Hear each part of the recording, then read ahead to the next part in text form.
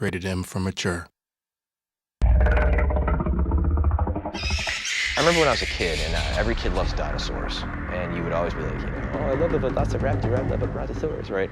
And you could have that chart where you could see the scale of all the dinosaurs, and you'd have that one poor guy who was like 5'9" standing there looking nervous next to the stegosaurus and the brachiosaurus and everything, and you have that sense of scale. And I think if you're creating a cool video game universe with monsters, you want to have everything from something that's knee-high to him all the way to something that's 10 to 15 plus stories high and everything in between.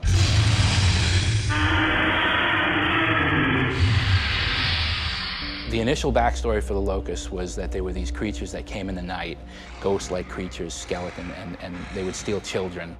There's a myth and a legend in the world of Sarah that would scare their children, that creatures come at night, or the boogeyman will get you at night, he'll take the child away if he's not good. Well, over the history of the planet, that's been happening. They've been taking children and stuff, and so what was a real event has become that sort of mythos of legend of, oh, the boogeyman's going to get you.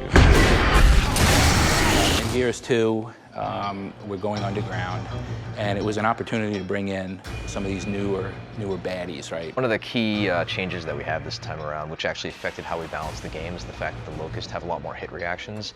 So when the player shoots a few bullets into a Locust chest, the Locust will actually react in a believable fashion and stumble. And when you have a big boomer coming at you with a butcher knife and he's running at you, and you shoot him and he ducks his head and puts his shoulder into it, and you're shooting into his arm, and he's still trying to running against that fire hose, it feels really strong.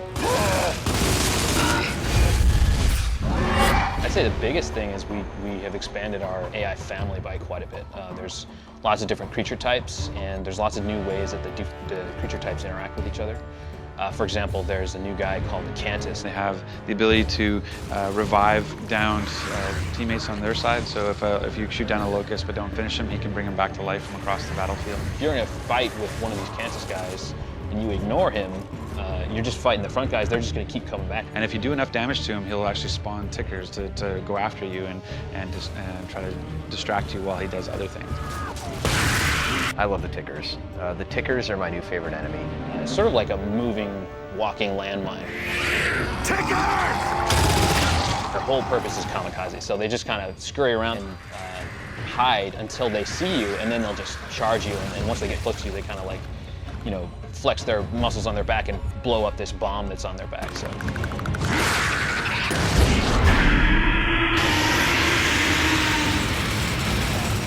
Brumac.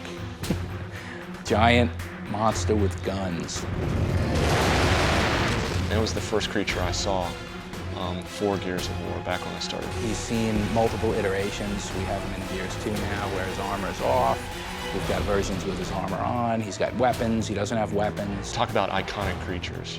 The Brumac is the epitome of every Gears of War creature there is. Everything else is derived from him.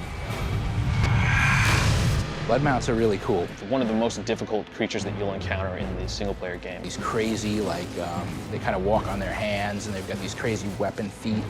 That was a tough character to evolve because of the mechanics of it. We came up with this idea to kind of have it where he's walking on his arms, and his body kind of wraps up underneath, and it's his feet that are kind of sticking out in the front that kind of jab you. He's a really bulky, cool-looking character that the palace guards ride. And when he gets close to you, he's deadly. The melee attack is insane, and he just kicks at you with these sharp claws on his feet. And one of the cool things is you can shoot their helmet, and that'll get them all pissed off, and they'll actually rip their helmet off and then charge at you and stuff. So you can actually slow them down if you shoot them in the face, what doesn't actually slow down if you shoot them in the face anyway. Palace guards are specific to the Locust Palace. He's essentially a Theron, but a crazy, mental, much more badass Theron. I think the one word that we do use most often, and probably daily, is badass. I think it's my art director, Chris Perna, it's his favorite word. Right. So he's got this crazy shiny armor and stuff. He's highly visible, but he's highly deadly.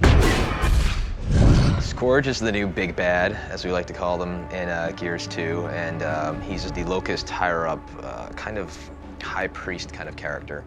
The Locust ultimately control a lot of the denizens of the Hollow by using things like pheromones as well as certain verbal abilities, and the Cantus are the class of Locust that use this, and he's essentially the leader of that caste. And he's incredibly agile, and he wields a burst pistol as well as a double-ended chainsaw staff, which is very useful for doling out a lot of pain. Scourge is our ROM 2.0, although he's badder than ROM. I'd say Scourge probably lays awake at night thinking about ways to hack people apart and separate them and eviscerate them. Scourge would eat Rom for breakfast, basically, yeah. I think if you were to compare ROM to Scourge and use cars as an example, I think ROM would be the Humvee, whereas Scourge would be the Ducati bicycle. It's a steak versus foie gras. It's flip-flops versus boots. I can keep going.